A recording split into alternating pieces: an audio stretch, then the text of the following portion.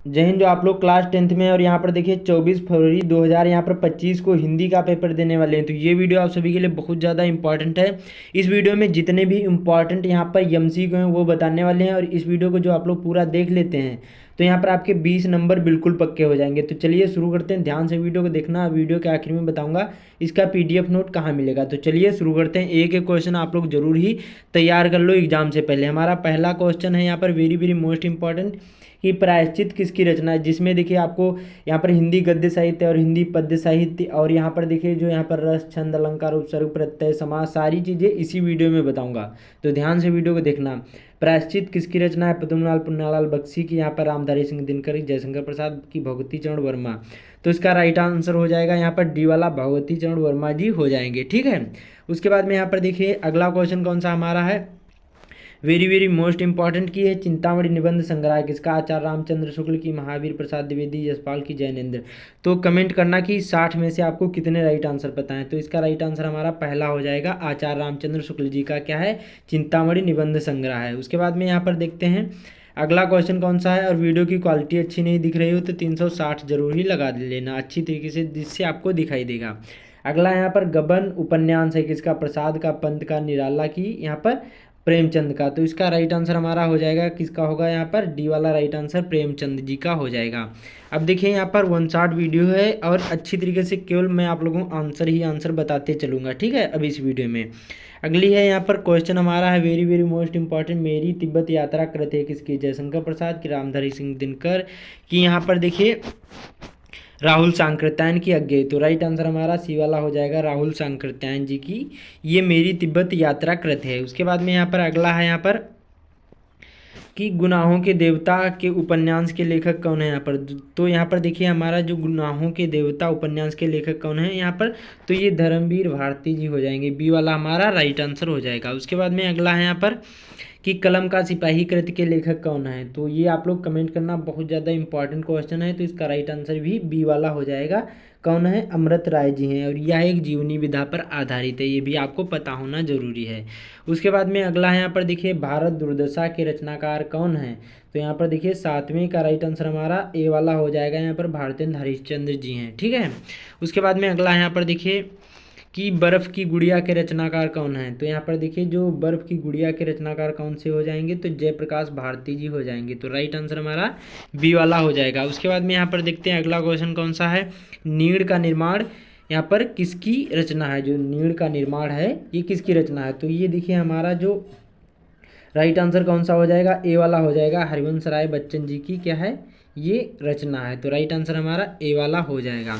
उसके बाद में अगला है यहाँ पर हिंदी का प्रथम नाटक माना जाता है। तो देखिए हिंदी का जो प्रथम नाटक ये नहुसू को माना जाता है, किसको माना जाता है, नहुसू को यहाँ पर हिंदी का प्रथम नाटक माना जाता है। उसके बाद में यहाँ पर देखते हैं अगला हमारा हिंदी का यहाँ पर प्रथम उपन्यास कौन है। तो यहाँ पर हिंदी का जो प्रथम उपन्यास ये परीक्षा गुरु है, इसके यहाँ पर लेखक कौन है, तो लाला श्री निवास दास जी हो जाएंगे। अगला यहाँ पर देखिए कि हिंदी की प्रथम कहानी, देखिए इसमें प्रथम एक तो जरूर ही पूछी जाएगी, तो ये ध्यान रखना। तो 60 ही क्वेश्चन नहीं, इसमें से बहुत ज़्यादा बन जाते हैं, क्योंकि मैं एक एक क्वेश्चन के डबल यहाँ पर ट्रिपल आंसर बताते चल रहा हूँ। ठीक है, तो हिंदी की प्रथम कहानी कौन है, तो यहाँ पर हिंदी की प्रथम कहानी यहाँ पर इंदुमती हो जाएगी। तो राइट आंसर हमारा सी वाला, और किशोरीलाल यहाँ पर गोस्वामी इसके कौन हो जाएंगे, रचनाकार हो जाएंगे। अगला है एकांकी सम्राट कहा जाता है। तो देखिए ये राम कुमार वर्मा को एकांकी सम्राट कहा जाता है, और जो दीपदान एकांकी ये भी राम कुमार वर्मा जी की, ये भी आपको ध्यान रखना है।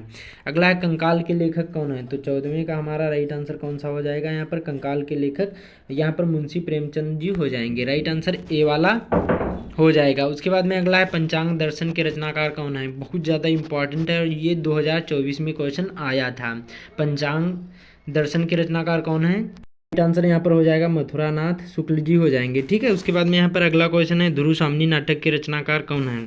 तो यहाँ पर जयशंकर प्रसाद जी हो जाएंगे ध्रुव सामनी नाटक के रचनाकार, चंद्रगुप्त, ध्रुव सामनी, ये सभी यहाँ पर जयशंकर प्रसाद के नाटक हैं। अगला है कामायनी महाकाव्य के यहाँ पर रचनाकार कौन है। तो ये भी जयशंकर प्रसाद जी हैं। कौन है, जयशंकर प्रसाद। बहुत ज़्यादा इंपॉर्टेंट ये कामायनी महाकाव्य है, बहुत ज़्यादा ये पूछा जाता है। उसके बाद में अगला है यहाँ पर आधुनिक काल की समय सीमा कितनी है। जो आधुनिक काल है इसकी समय सीमा, तो देखिए ये सबसे सिंपल सा होता है, जो आधुनिक काल आ जाए तो समझ जाना कि हमें जो यहाँ पर जब से शुरू होगा और अभी तक चला आ रहा होगा उसी को आधुनिक काल कहा जाता है। तो 1843 ईस्वी से और अब तक, ठीक है, यही आधुनिक काल माना जाता है। अगला है छत्रसाल दशक के रचनाकार कौन है, ये भी बहुत ज़्यादा इंपॉर्टेंट है। तो इसका यहाँ पर देखिए रचनाकार कौन है, तो यहाँ पर देखिए हमारा हो जाएगा बी वाला भूषण है। कौन है, भूषण है। और ये देखिए किस काल के कवि हैं, तो ये रीति काल के कवि हैं, ध्यान रखना, बहुत ज़्यादा इंपॉर्टेंट क्वेश्चन। अगला है साकेत किस युग की रचना है, जो साकेत है ये किस युग की रचना है, तो ये हमारी देखिए हो जाएगी यहाँ पर देखिए द्विवेदी युग की रचना है। किसकी, द्विवेदी युग की रचना है। और जो पूछी जाए किसकी है, तो अयोध्या सिंह उपाध्याय हरिऔध जी की है ये रचना साकेत। और ये भी एक महाकाव्य है, ये भी ध्यान रखना है।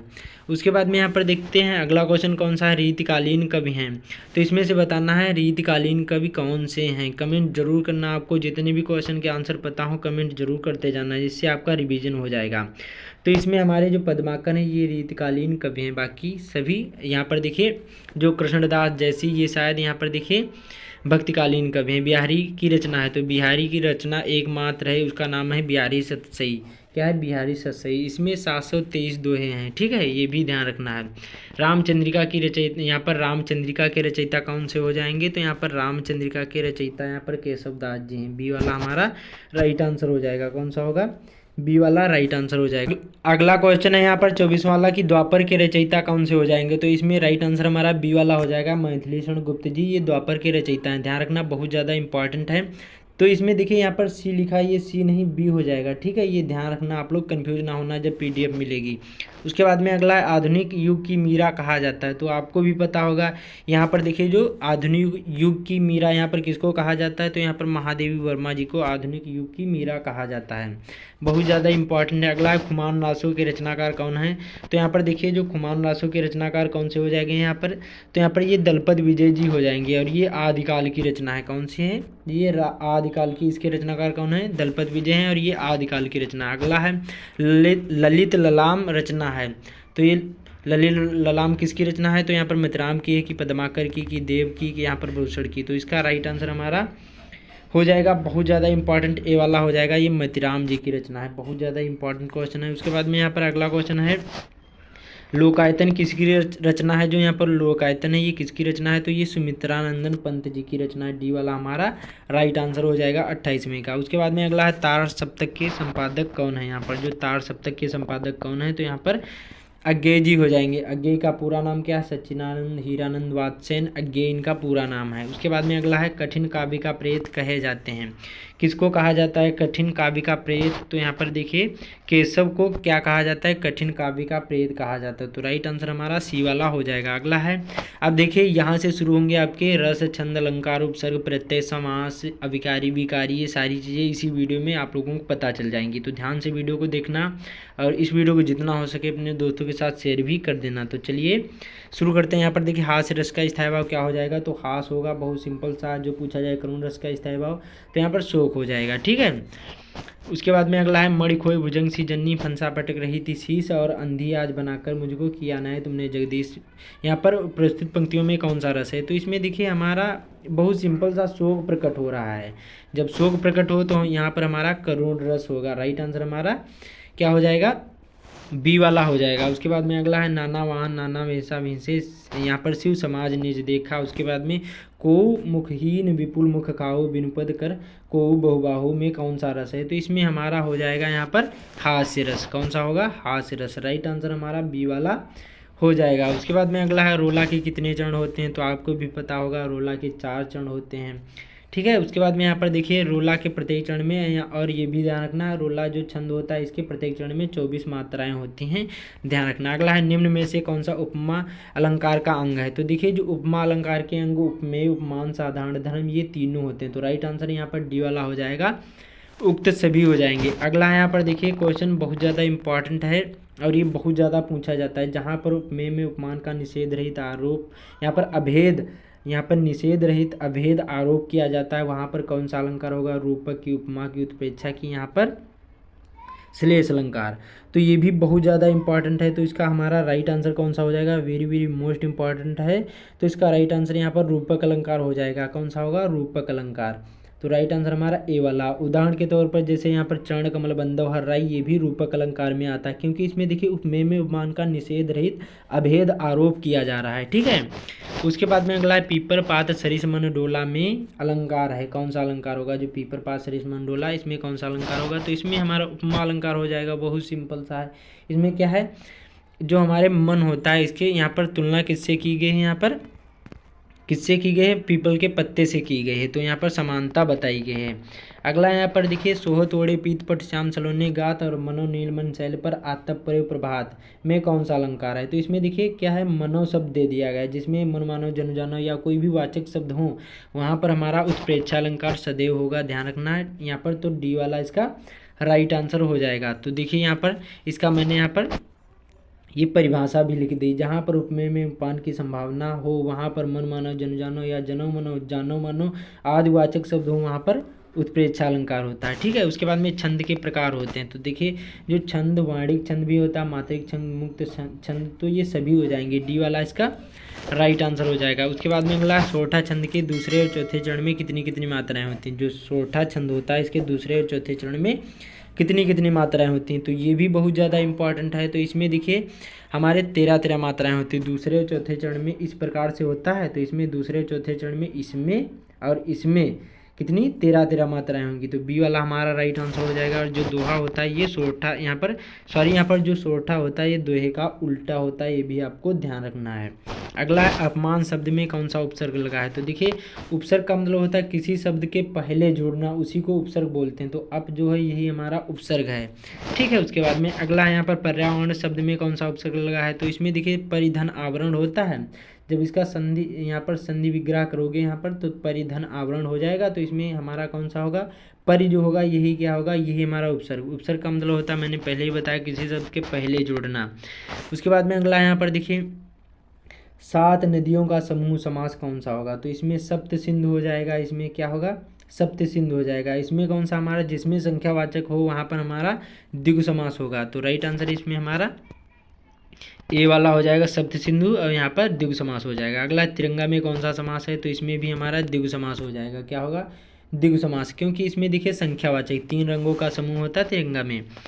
उसके बाद में अगला यहाँ पर रानी राजा में कौन सा समास है? तो देखिए रानी राजा में योजक चिन्ह लगा है, या बीच में और होता तो यहाँ पर भी हमारा द्वंद्व समास होता। ठीक है, इस प्रकार से जो कोई भी आ जाए, जैसे राजा रानी, ऊंच नीच, बड़ा छोटा, इस प्रकार से जो भी हो तो समझ जाना हमारा द्वंद्व समास ही होगा। उसके बाद में खीर का तत्सम रूप होता है तो क्षीर होता है। क्या होता है? खीर का तत्सम रूप क्या होता है? क्षीर होता है। तो क्षीर कौन सा है? यहाँ पर देखिए ये राइट आंसर हो जाएगा, ये ध्यान रखना है, बी वाला। उसके बाद में यहाँ पर देखते हैं अगला क्वेश्चन, पत्थर का तत्सम रूप होगा तो पत्थर का प्रस्तर होता है। राइट आंसर यहाँ पर हमारा सी वाला हो जाएगा। उसके बाद में गंगा का पर्यायवाची तो सुर सरिता, और यहाँ पर देखिए सरिता नदी, तो इसमें कौन सा राइट आंसर? तो हमारा यही राइट आंसर हो जाएगा, ऊपर वाला ही, क्या? सुर सरिता, ये गंगा का पर्यायवाची है। उसके बाद में यहाँ पर अगला अश्व शब्द का पर्यायवाची, तो देखिए इसमें से बताना तुरंग है, पिक पर भ्रत की, यहाँ पर विहंग द्विज, यहाँ पर मरकट कपि, तो इसमें अश्व मतलब घोड़ा का यहाँ पर पर्यायवाची बताना है। तो इसमें देखिए तुरंग और है ये क्या है? ये घोड़ा के पर्यायवाची, अश्व के पर्यायवाची हैं। अगला यहाँ पर देखिए मरकट जो कपि, ये बंदर के पर्यायवाची हैं, ध्यान रखना, बहुत ज़्यादा इंपॉर्टेंट है। विहंग और द्विज ये शायद यहाँ पर देखिए हाथी के पर्यायवाची। अगला भाषा की सबसे छोटी इकाई को क्या कहते हैं? तो भाषा की सबसे छोटी इकाई को क्या कहेंगे? जैसे यहाँ पर देखिए उसको अक्षर बोलते हैं, जैसे क हो गया, ख हो गया, ये सभी अक्षर होते हैं। तो राइट आंसर ए वाला हो जाएगा। अगला है जिसके विषय में कुछ कहा जाता है उसे क्या कहते हैं? तो जिसके विषय में कहा जाए उसे हम क्या बोलेंगे? बी यहाँ पर उद्देश्य बोलेंगे। क्या बोलेंगे? उद्देश्य बोलेंगे। बी वाला हमारा राइट आंसर हो जाएगा। अगला वाक्य के कितने अंग माने गए हैं? तो यहाँ पर देखिए 2, 3, 4 की 5, तो इसमें देखिए 2 अंग इसके माने गए हैं। कौन कौन? उद्देश्य और विधेय, ये दोनों अंग हैं, ध्यान रखना है। किसके हैं? वाक्य के हैं, ध्यान रखना। उसके बाद में रचना के आधार पर वाक्य कितने भेद होते हैं? तो रचना के आधार पर यहाँ पर जो वाक्य के यहाँ पर 3 भेद होते हैं। कौन कौन से होते हैं? यहाँ पर देखिए सरल वाक्य, यहाँ पर संयुक्त वाक्य, मिश्रित वाक्य, ये 3 वाक्य। यहाँ पर रचना के आधार पर वाक्य के कितने भेद होते हैं, तो 3 होते हैं, सरल वाक्य, संयुक्त वाक्य और मिश्रित वाक्य। ठीक है। और जो पूछा जाए अर्थ के आधार पर वाक्य के कितने यहाँ पर प्रकार होते हैं, तो 8 प्रकार होते हैं, ये ध्यान रखना है। वाच्य प्रयोग के कितने भेद होते हैं, वाच्य और वाक्य अलग अलग है, तो वाच्य प्रयोग के कितने भेद होते हैं, ये भी बहुत ज़्यादा इंपॉर्टेंट क्वेश्चन है, ये सब न्यू ऐड कर दिए हैं। तो इसका राइट आंसर यहाँ पर 3 हो जाएंगे। कौन सा होगा, राइट आंसर यहाँ पर 3 हो जाएगा, बहुत ज़्यादा इंपॉर्टेंट है। उसके बाद में अगला है निम्नलिखित में से कौन सा वाच्य का भेद है। तो देखिए ये जो तीनों हैं, कृतवाच्य, कर्मवाच्य, भाववाच्य, ये तीनों क्या हैं, ये वाच्य के भेद ही हैं। तो राइट आंसर डी वाला हो जाएगा। उसके बाद में अगला है विकारी पद कितने, यहाँ पर कितने विकारी पद के कितने भेद होते हैं। तो इसमें देखिए 4 भेद होते हैं। कौन कौन से होते हैं, संज्ञा, सर्वनाम और विशेषण, क्रिया। ठीक है, 4 भेद होते हैं। सी वाला इसका राइट आंसर हो जाएगा विकारी। और जो पूछा जाए अविकारी, अविकारी यहाँ पर जो यहाँ पर संज्ञा, सर्वनाम, विशेषण और क्रिया ना हो, अलग हो, वही हमारे अविकारी पद होते हैं, ये ध्यान रखना है।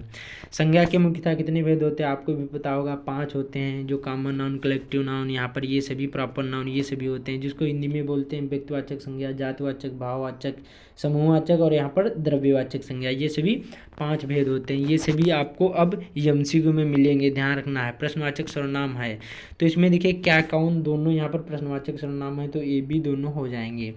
उसके बाद में अगला है निम्नलिखित में से कौन सा अविकारी पद है। तो हमें बताना विकारी पद आपको जो पता होंगे, जैसे संज्ञा, सर्वनाम, विशेषण, क्रिया। बाकी जो अदर जो भी हों वो अविकारी पद होंगे। तो संज्ञा, सर्वनाम, क्रिया, ये सभी क्या हैं, ये सभी विकारी पद हैं। तो इसमें अविकारी पूछ रहा है, तो अब ये क्या है, ये हमारा अविकारी पद है। तो इसी प्रकार से उसके बाद में ये 60वां क्वेश्चन है कि आप ये वीडियो किस जिले से देख रहे हैं, कमेंट जरूर करना। बाकी इस वीडियो को जितना हो सके अपने दोस्तों के साथ शेयर भी कर देना।